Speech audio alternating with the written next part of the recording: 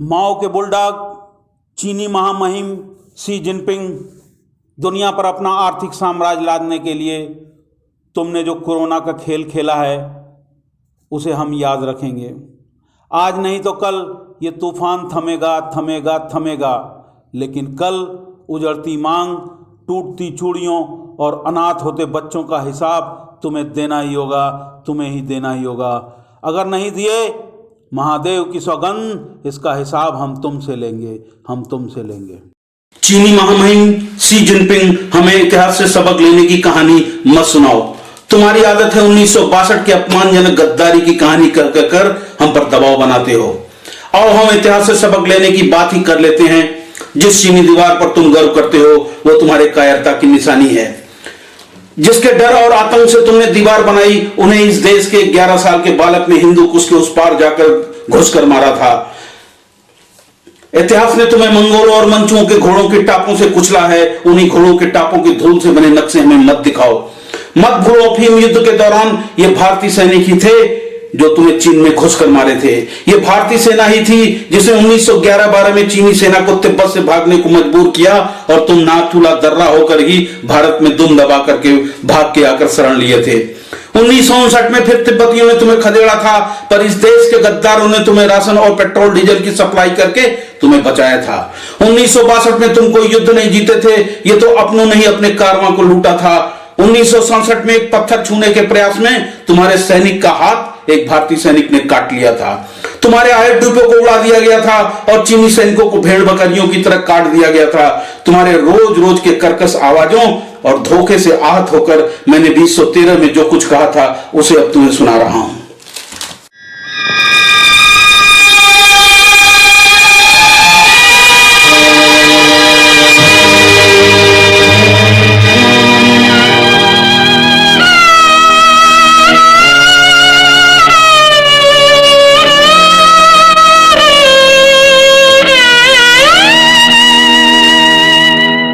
कर चले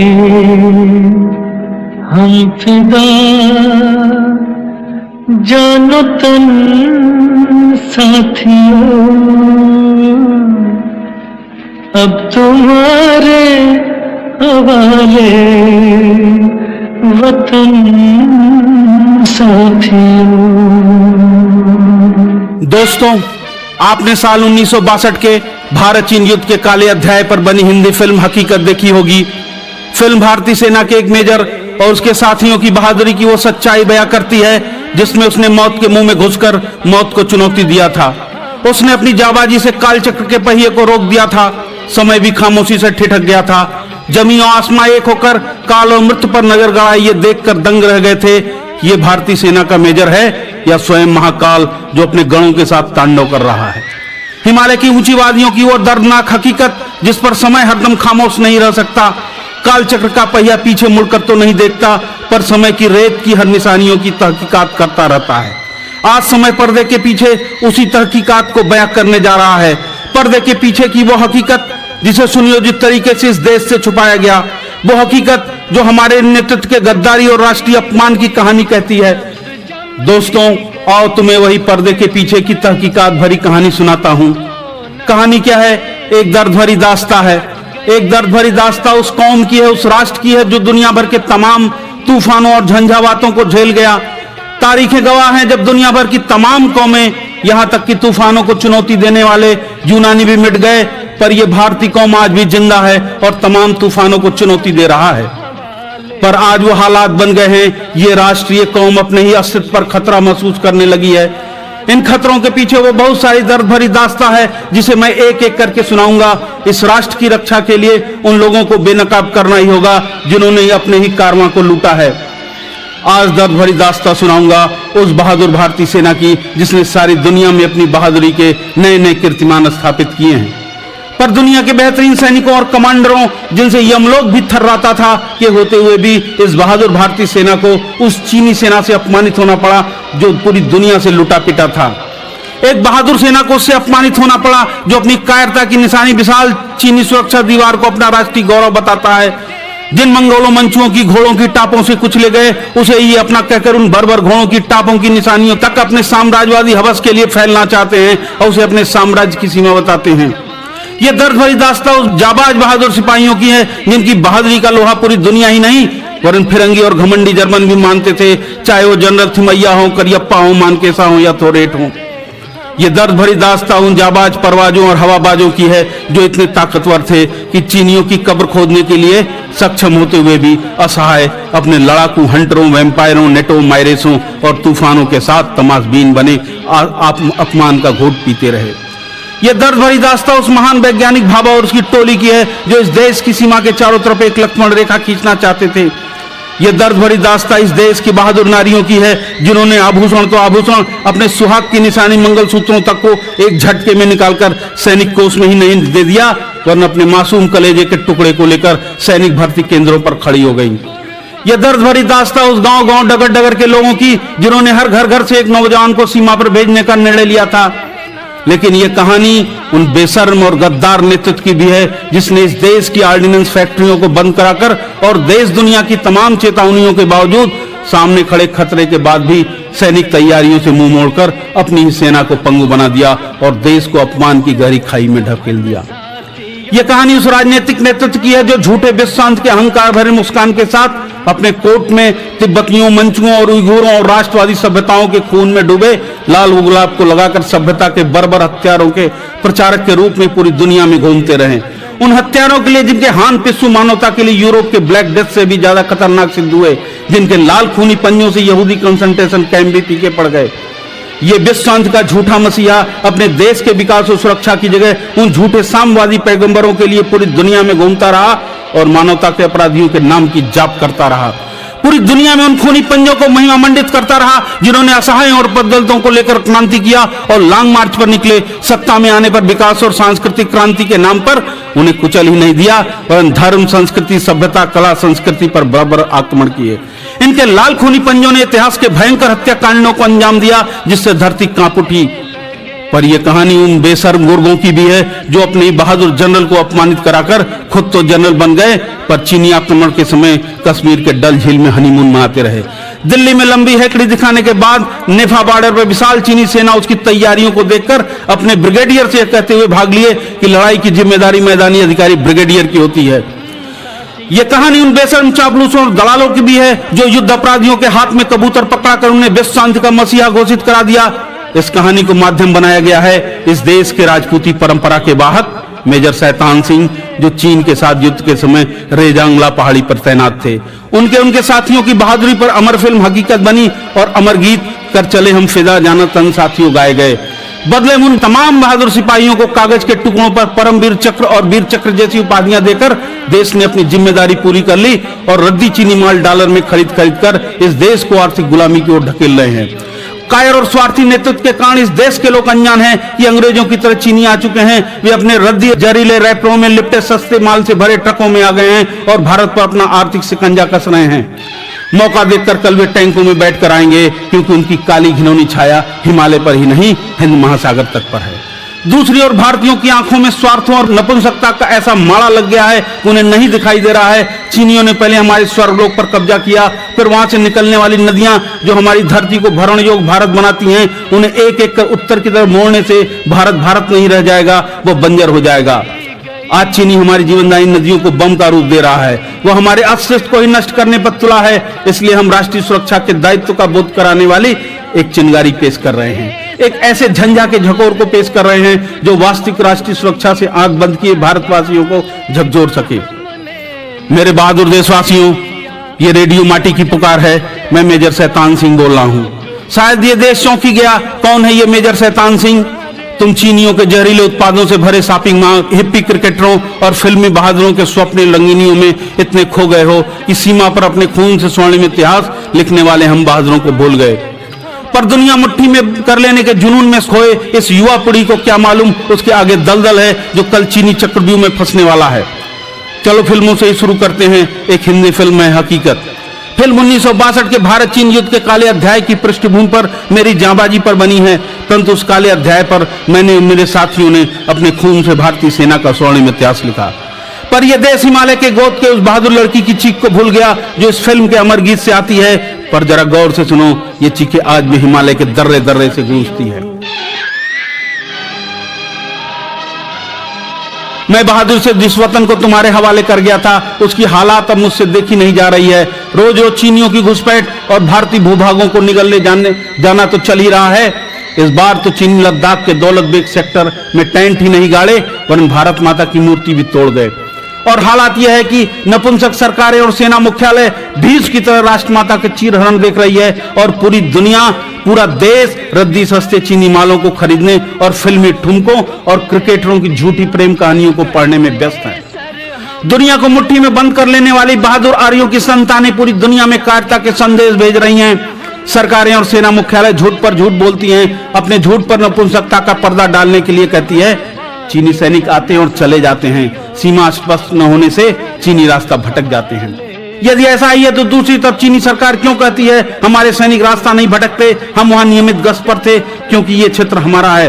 अगर चीनी सैनिक रास्ता भटकते हैं तो वो क्यों चिल्लाते हैं हिंदी चीनी भाई भाई, ये क्षेत्र हमारा है, तुम इस क्षेत्र को छोड़कर चले जाओ। आखिर चीनी सैनिक पत्थरों पर क्यों लिख देते हैं इंडियन डॉग्स गो बैक, भारतीय कुत्तों वापस जाओ।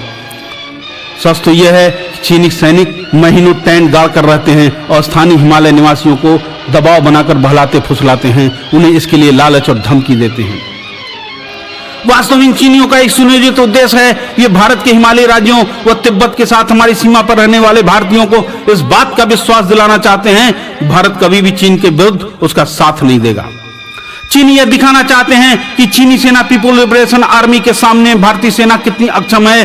चीन हिमालयी जातियों में भय प्रेम पैदा करना चाहता है। उधर जापानियों को देखो, एक छोटा सा देश, अभी एक छोटे से द्वीप सेनकाकू पर चीनियों ने नजर क्या गड़ाई, जापानी चीनियों को छाती पर चढ़ बैठे। एक छोटे से द्वीप के लिए पूरा देश खड़ा हो गया, वहां की सत्ता उलट पलट गई। खैर चलो, अब मैं अपने बारे में बता ही दूं। मैं मेजर शैतान सिंह युद्ध के समय भारतीय सेना के कुमायूं रेजिमेंट के अहिर चार्ली कंपनी का नेतृत्व कर रहा था। लद्दाख के चुजुल सेक्टर के 70,000 फीट की ऊंचाई पर स्थित रेजांगला पर मैं तैनात था। हर हाल में मुझे चुशुल सेक्टर और एयरफील्ड को बचाना था। हेडक्वार्टर से हमें पोस्ट खाली करने का आदेश था, पर मैंने और मेरे साथियों ने जाबाजी से लड़ने का फैसला किया। हड्डियों को कपा देने वाली ठंड पड़ रही थी। मैं उन पहाड़ियों पर तैनात था जो संचार सुविधाओं के अभाव में अपनी बटालियन और मुख्यालय से कटा हुआ था। तूफानी बर्फीली हवाएं चल रही थी, भूखे प्यासे हथियारों की कमी, बर्फ में पहने जाने वाले कपड़े और जूते तो क्या, हमारे पास सूती कपड़े, हल्के स्वेटर और कैनवस के जूते और पुराने पड़ चुके 303 राइफलें थी। फिर भी मैं और मेरे 120 साथियों ने मौत के मुंह में घुसकर मौत को चुनौती देने का निर्णय लिया। सामने हजारों की संख्या में चीनी का आधुनिक हथियारों और साजो सामान से लैस थे। चीनियों ने पहले आर्टिलरी और मोर्टार फायरिंग किया ताकि हमारी ताकत पूरी तरह समाप्त हो जाए। फिर टिड्डियों की तरह रेजांगला, गुरुंग पहाड़ी और स्पैंगुलर गैप की तरफ बढ़ चले। हम भूखे प्यासे तो थे ही, हमारे पास युद्ध के लायक साथी क्रुद्ध महाकाल की तरह चीनियों पर टूट पड़े। हमने चीनियों को ऐसे मारा कि उनकी लाशें ऐसे फैली थी जैसे बाजार में झरबेरी के बेर फैले रहते हैं। हमारे एक साथी राम सिंह तो इतने बहादुर थे कि गोलियां खत्म होने पर चीनियों के सर लड़ा लड़ा कर तोड़ देते थे। जब तक सांस में सांस थी हम लड़ते रहे और फिर सीमा पर भारतीय सेना का स्वर्णिम महाकाव्य लिखकर ये वतन तुम्हारे हवाले करके हम चल दिए, इस उम्मीद से कि तुम इस वतन को संभालोगे। बाद में हमारी लाशें किस हालात में मिली वो सुनाना अभी बाकी रह गया है। मैं मेरे साथियों के मृत शरीर हथियार लिए हुए युद्ध की मुद्रा में बर्फ में मिले। हमारे राइफलों में एक भी गोली शेष नहीं थी। हमारी उंगली ट्रिगर पर थी। हमारा एक साथी हैंड ग्रेनेड फेंकने की मुद्रा में था। हमारे किसी भी साथी के पीठ में गोली नहीं लगी थी, गोली हमारे सीनों में लगी थी। दुनिया वालों, जिसे तुम निर्जीव कहते हो, वो भी हमारी बहादुरी पर जीवित हो उठी थी।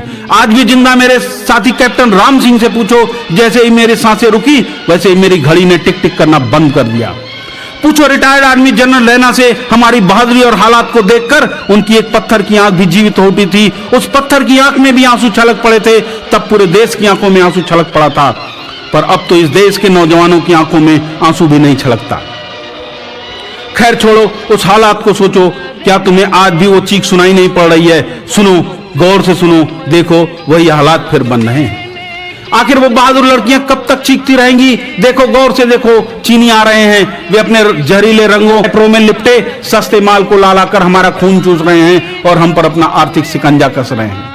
ये बेशर्म सरकारें कभी चीन से आत्मघाती व्यापार की बात करती है और कभी कहती है सीमा स्पष्ट न होने चीनी रास्ता भटक जाते हैं। सेना मुख्यालय सीमा पर अभी भी भारतीय सैनिकों से हिंदी चीनी भाई भाई रटवाते हैं। कल फिर वे एक तरफ चिल्लाएंगे हिंदी चीनी भाई भाई, सुबह का नाश्ता तेजपुर में करेंगे, दोपहर का खाना गुवाहाटी में खाएंगे और हम पर गोलियों की बौछार करेंगे। देखो फिर से गौर करो, पंसील का लबादा ओढ़े चीनी भेड़िए आर्थिक समझौतों, नदी जल समझौतों और अघोषित सीमा अतिक्रमण के रूप में दिखाई दे रहे हैं। मैं मेजर शैतान सिंह नहीं, मेरे तमाम बहादुर साथी तुम्हें हिमालय के दर्रे दर्रे से आवाज दे रहे हैं। इस विश्वास के साथ तुम मेरे और मेरे साथियों की आवाजें जरूर सुनोगे और उठ खड़े होगे। तुम उस आवाज को जरूर सुनोगे जो हमारे पुरखों की आवाज है। हिमालय और स्वर्गलोक हमारा है, हिंद महासागर हमारा है। जिस एक एक इंच भूमि हम जिंदा रहते चीनियों को नहीं सौंपे, वही तुम रोज चीनियों की गालियां सुन सुनकर कैसे छोड़ते जा रहे हो। क्या ये राष्ट्र कायरता के संदेश नहीं दे रहा है? भूख प्यास और ठंड से हमारे शरीर छत बिछत हो गए थे, फिर भी जिंदा रहते हमने दुश्मन को एक इंच भी आगे बढ़ने नहीं दिया। मैं मेरे अधिकतर साथी नहीं रहे, पर क्या इस देश ने कभी सोचा है हमारी गोलियां क्यों खत्म हो गई, हथियार क्यों नहीं थे? हम भूख प्यास और भयानक ठंड में मौसम की मार से क्यों मर रहे थे? हम जहां लड़ाई लड़ रहे थे वो दुनिया के सबसे भीषण ठंडे स्थानों में से एक है, जहां की ठंडी हवाएं जान लेने के लिए पर्याप्त रहती हैं। हथियार तो हथियार, हमारे पास ठंड से बचने के लिए कपड़े और जूते तक नहीं थे। ठंड से हमारे हाथ पांव अपंग हो चुके थे। हमारे नेतृत्व ने हमें अपंग बना दिया था। वो अपनों की नहीं दुश्मन की सुन रहा था।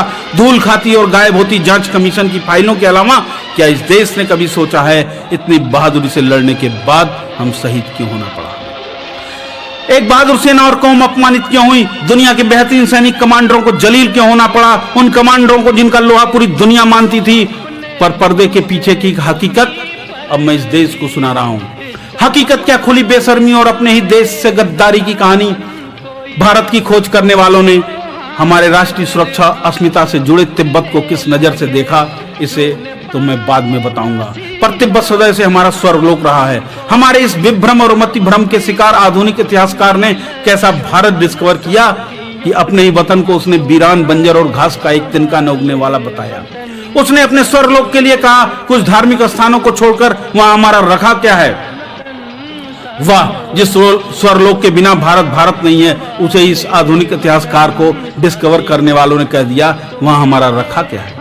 खैर आइए, हमारे ऋषि मुनियों ने तिब्बत को आखिर स्वरलोक क्यों बताया?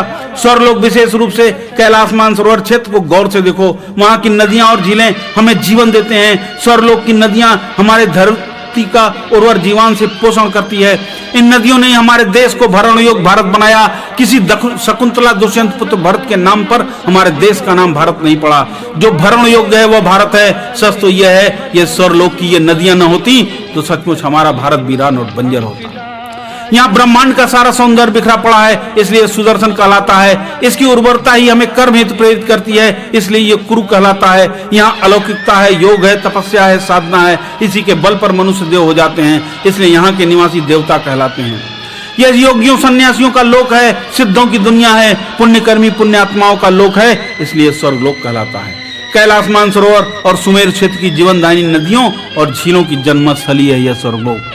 इनके नाम ही चीख चीख कर कह रहे हैं ये हमारे अपने हैं। बाद में बौद्ध धर्म फैला और त्रिपिटक के अपभ्रंश से यह तिब्बत हो गया। यहाँ सोना चांदी से लेकर सभी प्रकार के प्राकृतिक और खनिज संपदा है। चीनियों की ललचाई यहाँ के सदैव तिब्बत पर टिकी रही। इतिहास के बहुत से मोड़ों पर वे तिब्बत पर कब्जा करते रहे, पर इस बार तो लाल दैत्य तिब्बत और तिब्बतियों के अस्तित्व को ही नष्ट करने पर तुला है। सत्ता में आने के पूर्व से ही माओ तिब्बत के प्राकृतिक और जल संसाधनों का चीन के लिए उपयोग की योजनाएं बनाता था, इसलिए तरह तरह के बहानों से अपने लालच की पूर्ति का रास्ता ये चीनी अपनाते रहे। अपने लालच की पूर्ति के लिए चीनियों ने एक बहाना बनाया और कहने लगे एक चीनी राजकुमारी की शादी तिब्बती राजकुमार से हुई थी, इसलिए तिब्बत चीन का है। वारे हान लाल दैत्यों, तुमने खूब बहाना बनाया। अभी जब जापान के सैनकाकू द्वीप पर कब्जा करने का चीनियों ने एक नया बहाना बनाया। 14वीं सदी के एक चीनी नक्शे में सैनकाकू द्वीप चीन में दिखाया गया है। 14वीं सदी का नक्शा या धोखाधड़ी का नक्शा ये तो कुटिल चीनी ही बता सकते हैं, पर असली कारण तो यहाँ की प्राकृतिक गैस और तेल की लालच है। पर जापानियों के सामने उनकी एक नहीं चली, पर कुटिलता से भरे ये चीनी उस क्षेत्र में अपने पांव पसार रहे हैं। सतर्क और राष्ट्रीय गौरव से परिपूर्ण जापानियों ने जवाब देते जा रहे हैं। हमारे स्वरलोकवासी तिब्बतियों के मन में एक पौराणिक भविष्यवाणी बड़ी गहराई से बैठी थी। जब लाल दैत्य तिब्बत को निकलेगा तो देवता हमारी रक्षा करेंगे। देवताएं भगवान बुद्ध के देश भारत के लोगों को माना था। पूरे तिब्बत में घर घर में इस देश के प्रधानमंत्री का चित्र लगा था और बच्चों को उनके सामने सम्मान से झुकना सिखाया जाता था। परंतु हम चाहे दुनिया भर में जितना महान बन ले, हमने स्वर्गलोकवासियों तिब्बतियों के साथ धोखा किया। तिब्बत तो तिब्बत, हमारे नेतृत्व ने अपने देश से भी धोखा किया। इसी तरह तुर्किस्तान से हमारे प्राचीन धार्मिक, सांस्कृतिक और व्यापारिक संबंध थे। 1949 में चीनी कम्युनिस्टों ने तुर्किस्तान पर कब्जा कर उसका नाम सिक्यांग अर्थात नया क्षेत्र रख दिया।